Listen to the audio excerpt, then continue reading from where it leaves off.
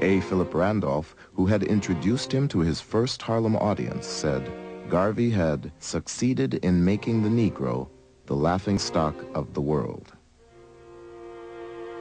W.B. Du Bois and A. Philip Randolph saw Garvey as a person who was engaged in a grand distraction.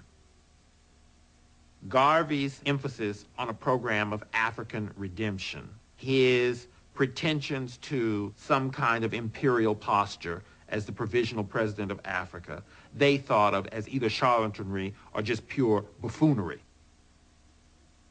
Their complaints about him provide a legitimation for the government to move against Garvey.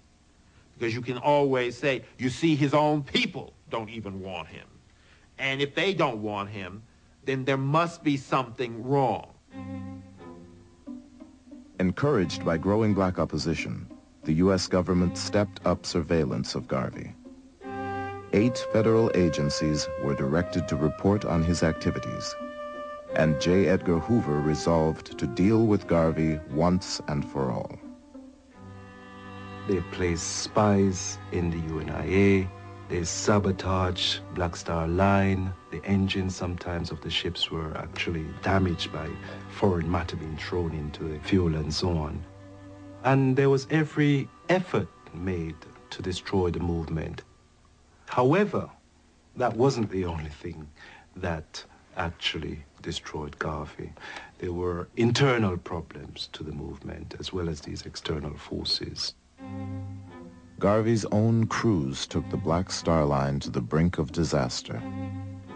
One captain steered his vessel off course to visit his wife. Another had a nervous breakdown and tried to sink his own ship. Enraged at the chaos on board one ship, Garvey got into a fistfight with the captain and fired half the crew. But when it came to mismanagement, he had only himself to blame. Garvey looked for people who would be personally loyal to him. I think this is the only way we can explain the mismanagement and incompetence of the Black Star steamship line. The first treasurer of that line was a railroad clerk who had no experience in bookkeeping. What was important here, I think, was not an intellectual competence, but a loyalty to this charismatic leader. As things spun out of control, Garvey confided in Herbert Boulin, the owner of the Berry and Ross Doll Company. To Garvey, Boulin was one of a few real friends. To J. Edgar Hoover, he was Agent P-138. He got closer to Garvey than anyone else working for the government. And Garvey was really isolated. Things weren't going well with the organization. The Black Star Line was losing money. And so remarkably, he confesses to this informant that he'd tried suicide, that he was thinking of suicide again. It shows the loneliness Garvey must have had at the top. You know, he couldn't reveal those sorts of things to the key people around him. By 1921, the Black Star Line was on the verge of bankruptcy. But Garvey mailed brochures to his supporters advertising stock in yet another ship. It would prove to be a major blunder. In the brochure is a picture of a ship which purports to have been the SS Phyllis Wheatley. It was a ship that Garvey was negotiating for and did not own, and it seems that someone etched into the bow of the ship the words, the SS Phyllis Wheatley. In other words, it was a misrepresentation. It gave the impression that Garvey and the Black Star Line owned this ship, when in fact there was no such ship. In January 1922, Garvey and 3 UNIA officers were arrested for federal mail fraud. The man Hoover once called a notorious Negro agitator was finally in his grasp. The mail fraud was the most convenient and ultimately the only means that they could find to prosecute him. Prosecution was not the end. Deportation was the government's real aim.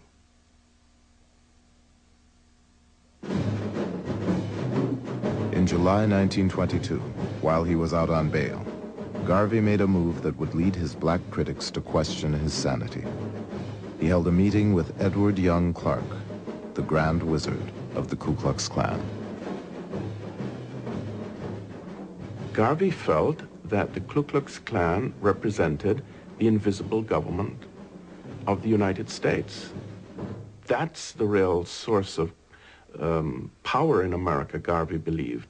And Garvey felt that as provisional president of Africa, he was entitled to meet with the counterpart of white American power. And so Garvey didn't feel that he had done anything wrong. In fact, Garvey thought that what he had done was a diplomatic stroke of genius. After he met with the Klan leaders and had them speak at his rallies, he was viewed as an enemy of black people. For a so-called responsible black spokesman to be having anything to do with these people was viewed as a complete and utter betrayal. This was too much. In a letter to the Attorney General, 8 prominent black critics said the UNIA was composed of the most primitive and ignorant element, Negro sharks and Negro fanatics. They called for Garvey's deportation, but Garvey fought back. When W.E.B. Du Bois called him the most dangerous enemy of the Negro race, Garvey said Du Bois was a rabid mulatto who needed a horsewhipping. A. Philip Randolph, who had once befriended Garvey, called the UNIA leader a half-wit, low-grade moron.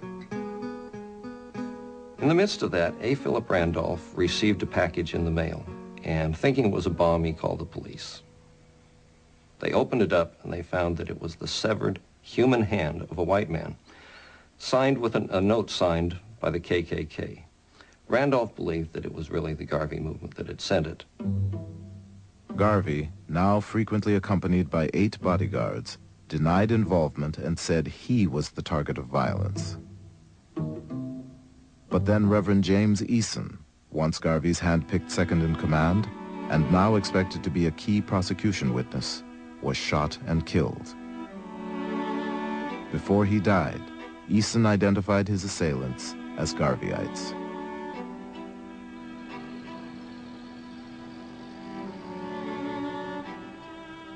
As Garvey's trial began on May 18, 1923, a police bomb squad stood on alert, and UNIA members packed the courtroom.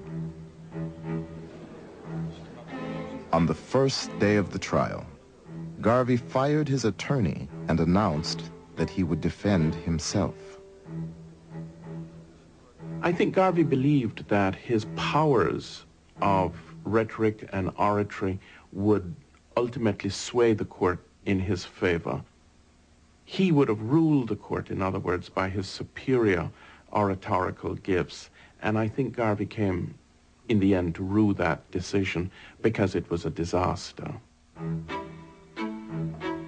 Garvey paced up and down before the jury box as a parade of former UNIA officials took the stand to testify against him.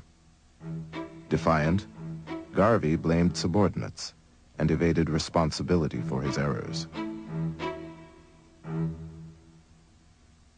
He also took a lot of time badgering witnesses, alienating, I think, in the process, a lot of jurors by his courtroom manner. He seemed to be intimidating of witnesses, even his own witnesses. It was not a good performance by Garvey.